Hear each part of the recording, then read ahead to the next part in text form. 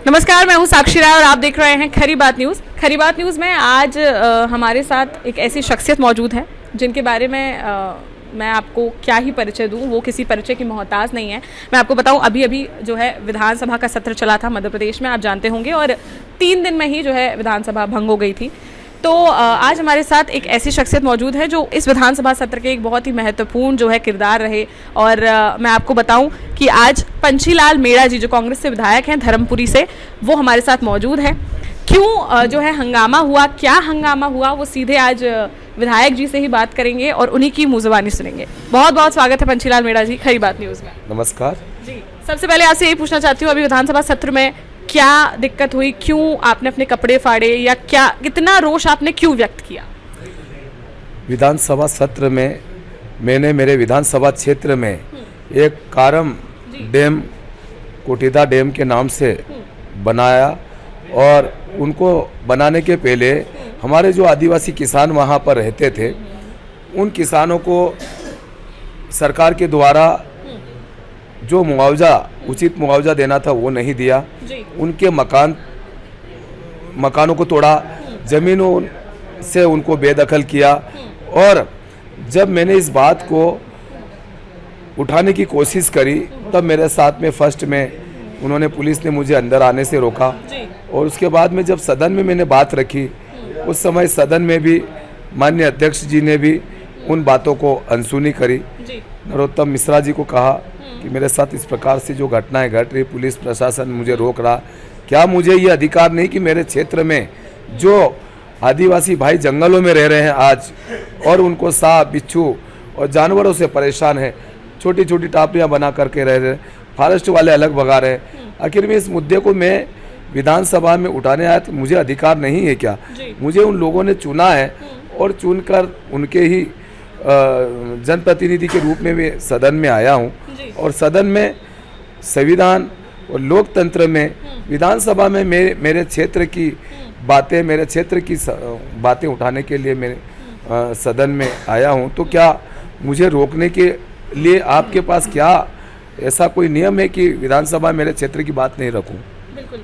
अच्छा विधायक जी, जैसे कि हमने देखा विधानसभा में जो भी आपने किया, उसकी वजह से मुख्य जो है केंद्र, चाहे मीडिया का हो चाहे जनता का हो, वो आप बने। तो कहीं ये चर्चाओं में आने के लिए तो कोई ऐसा कदम नहीं था? इस प्रकार से अगर चर्चा में आना हो, नाटक नौटंकी करना, तो मेरे क्षेत्र में ही करता है, यहाँ काहे के लिए भोपाल में आता? और मेरे को विधानसभा में, मैं तीसरी बार का चुनाव लड़के दूसरी बार का एमएलए हूँ। मैं ये सब कानून की भाषा है और ये सब जानने के बाद में इस प्रकार से मुझे इन चीज़ों की ज़रूरत थोड़ी है। जी नहीं, क्योंकि भाजपा का ये आरोप है, उनका ये कहना है क्योंकि कि इस बार जो है आदिवासी, क्योंकि पिछली बार आप लोगों को काफ़ी सीटें मिली थी, काफ़ी कांग्रेस को प्रॉफिट हुआ था, तो वो भाजपा इस बार उस पर जो है निशाना लगा रही है कि आदिवासी सीटें ज़्यादातर उनके पक्ष में आए। तो उसको बचाने के लिए आप ये कर रहे हैं? भाजपा सरकार जब से बनी है तब से हम आदिवासियों के अधिकार इन्होंने खत्म कर रहे, क्योंकि केंद्र सरकार के द्वारा जो पैसा मिलता था आदिवासी हित ग्राहक मूलक का केंद्रीय मद से, वो इन्होंने सबसे पहले योजनाएं बंद कर दी। जो विकलांग पदों की जो भर्तियां होना चाहिए, तो 15 साल से आदिवासी जो वैकेंसियां थी उन्होंने रोक रखी है। मैं चाहता हूं कि भाई बेरोजगार साथी है, आप चुनाव में बड़े बड़े वादे करते हैं, तो क्यों नहीं विकलांग पद भरे जाए? ST SC के जो बेरोजगार घूम रहे हैं, सब प्रकार के जो लोग बेरोजगार घूम रहे हैं, तो उनको नौकरी देना चाहिए। इन चीज़ों से बचने के लिए कहीं न कहीं किसी न किसी प्रकार का ध्यान भटकाने के लिए ये हमारे पे झूठा आरोप करते हैं, और हमको कहीं न कहीं गलत तरीके से जो हम बात रखने जाते हैं उस बात को रखने नहीं दिया जाता है, और जो हमारे अधिकार है उस अधिकार की बात भी नहीं करने देते हैं। इस प्रकार से भाजपा के मंत्री, भाजपा की सरकार जो भी कर रही है आदिवासियों के खिलाफ कर रही है। आदिवासियों को जो हक मिलना चाहिए वो हक नहीं दे रही है। इसी कड़ी में जो अभी हम आज मुझे माननीय कमलनाथ जी ने बुलाया था कि आपको, आपकी बात अगर विधानसभा में नहीं रखी तो अगला कदम क्या रहेगा? तो मैंने उनसे कहा कि आप आदेश करो। तो मैंने अपने विचार उनके सामने रखे कि आदरणीय अध्यक्ष जी, मैं अगर सदन में मेरी बात अनसुनी करी, अब मैं जब सदन खत्म हुआ विधानसभा क्षेत्र में गया तो लोगों ने भी मेरे से कहा कि अब अगला अधिकार हमको कैसा मिलेगा।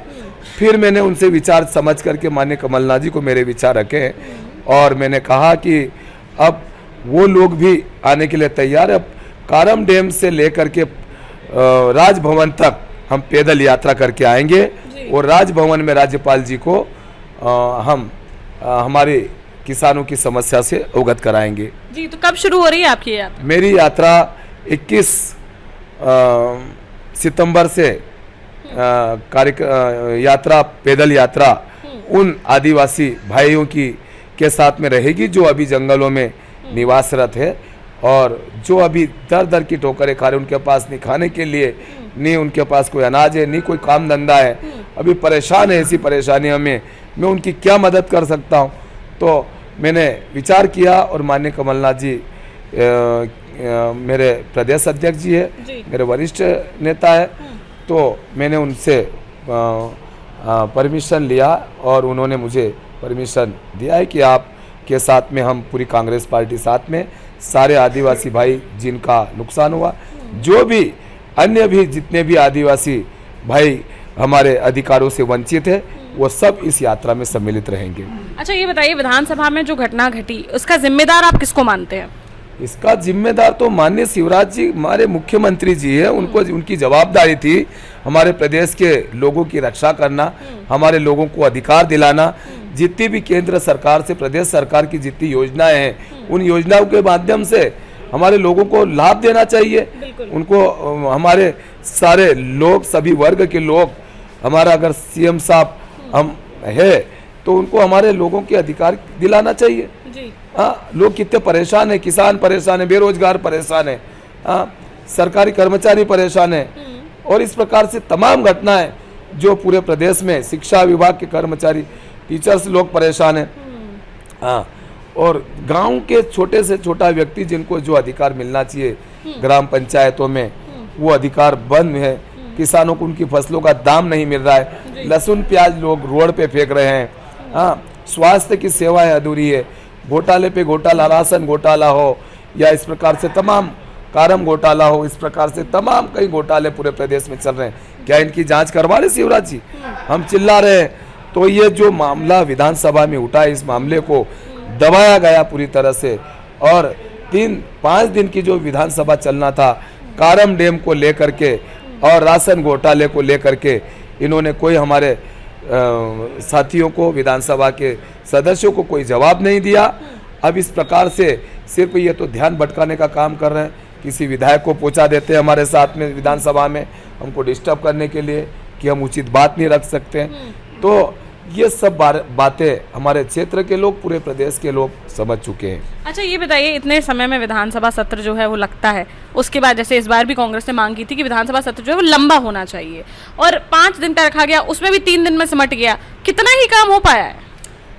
हमारे नेता माननीय कमलनाथ जी ने और हमारे प्रतिपक्ष नेता डॉक्टर गोविंद सिंह जी ने और हमारे वरिष्ठ जितने भी विधायक हैं उनके साथ में माननीय अध्यक्ष जी के साथ में बैठ करके ये डिसाइड हुआ था कि 5 दिन का सत्र पूरा चलेगा और अगर समय मांग करेंगे तो और भी मिलेगा। परंतु जब इस प्रकार से उन्होंने माहौल देखा कि एक तो ये आदिवासी हमारे किसान भाइयों का मुद्दा कारम डैम का बड़ा दयनीय रहा है, क्योंकि आज भी पूरे 500 परिवार से ज़्यादा जंगलों में टापरियों बना कर रह रहे हैं। उनको नहीं पानी, नहीं बिजली, नहीं लाइट की सुविधा, न शिक्षा और नहीं स्वास्थ्य की सुविधाएं। तो आज वो लोग कहाँ जाएंगे?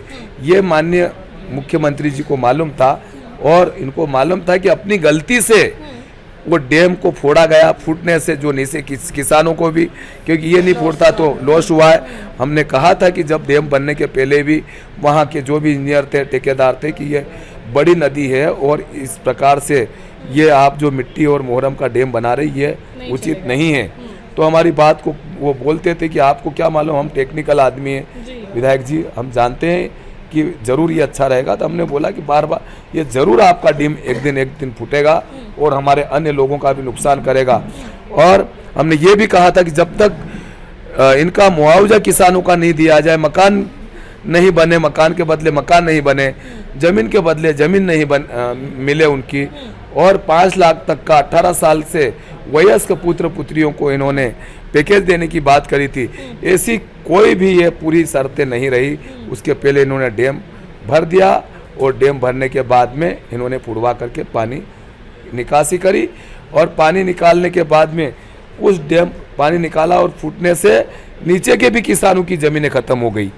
तो ये कहाँ तक उचित था? इनको मालूम था कि ये डैम कच्चा बनाया है, क्योंकि इससे ये साबित होता है कि ये सिर्फ कागजों पे इन्होंने काम करा है और स्थानीय लोगों को भी नहीं पूछा, जनप्रतिनिधियों को भी नहीं पूछा कि ये डैम बना रहे हैं तो क्या मुआवजा मिला कि नहीं मिला।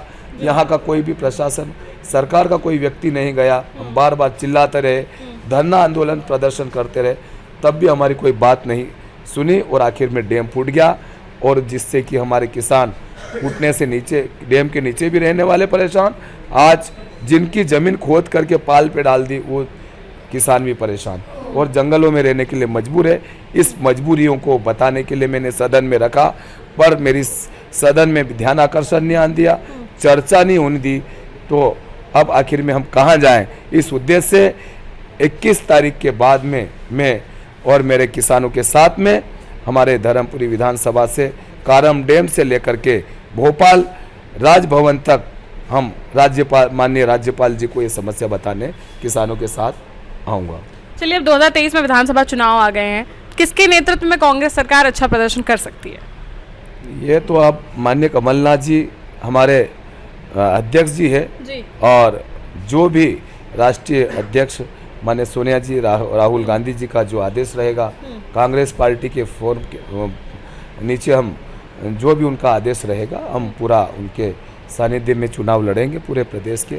माननीय कमलनाथ जी हमारे नेता है, और आदरणीय दिग्विजय सिंह जी हमारे नेता है, प्रतिपक्ष नेता डॉक्टर गोविंद सिंह जी, और जो भी हमारे बड़े लीडर्स हैं उनके आदेश का जो आदेश जो होगा उनका पालन करेंगे जी। आदिवासी बाहुल्य वाली कितनी सीटें जो हैं इस बार कांग्रेस के खाते में आने की संभावना है? आदिवासी तो पूरे प्रदेश के इतने परेशान हैं कि मैं तो, मेरा जन्म जब से हुआ तब से ऐसी परेशानी नहीं देखी। जब से समझदार हुआ होगा, कम से कम 25 साल से हम कहीं न कहीं इस जनप्रतिनिधि के रूप में हम काम कर रहे हैं, पर आज तक अभी तक ऐसा शासन नहीं देखा जितना अभी 15 साल से 17 साल से हम देख रहे हैं। और इतना आदिवासियों पर, अनुसूचित जाति वर्ग पे, पिछड़ा वर्ग पे, सभी वर्गों पे जो अभी अत्याचार सरकार के द्वारा हो रहा है वो हमने कभी नहीं देखा था। इसलिए आदिवासियों को तो हमको समझाने की भी ज़रूरत नहीं है कि क्या सरकार ने हमारे लिए क्या किया, और आने वाले समय में अब इस बीजेपी के नेताओं पे, इनकी सरकार पे कोई हमारे लोगों का कोई विश्वास नहीं है। इसलिए पूरी तरह से कांग्रेस में आदिवासी भाई कांग्रेस की तरफ से का ही रुझान है। चलिए, 2023 के विधानसभा चुनाव के लिए जनता से क्या कहना चाहते हैं? जो आने वाले 2023 में जो चुनाव होने वाले विधानसभा में, इससे मैं तो पूरे प्रदेश की जनता से यही कहूँगा कि कांग्रेस सरकार जब जब रही है तब तक किसानों का साथ दिया है, किसानों की बातें करी है, किसानों का अधिकार दिया है, बेरोजगार साथियों को नौकरियां दी है, और सभी हमारे ST SC वर्ग के, सामान्य पिछड़ा वर्ग के सभी वर्गों को समान तरीके से सरकार के द्वारा जो जो भी योजनाएं, जो अधिकार है, सारे अधिकार कांग्रेस सरकार ने दिए। इसलिए मैं तो चाहूँगा कि आने वाले समय में कांग्रेस की सरकार, पूरे प्रदेश में कांग्रेस की सरकार बने। सभी वर्ग, सभी धर्म, सभी जाति और सभी भाइयों से निवेदन करता हूँ कि आप कांग्रेस की सरकार बनाएं, तभी हमारा उद्धार होगा, तभी हमारे प्रदेश का विकास होगा। जय हिंद, जय भारत। चलिए, बहुत बहुत धन्यवाद करते हैं विधायक जो है उनका, पंचीलाल मेड़ा जी का, और ऐसी ही किसी शख्सियत और दिग्गज नेता को फिर आपके बीच में लाएंगे। फिलहाल के लिए बने रहिए हमारे साथ, और हमें फॉलो करना, सब्सक्राइब करना बिल्कुल मत भूलिए। देखते रहिए खरी बात साक्षी राय के साथ। नमस्कार।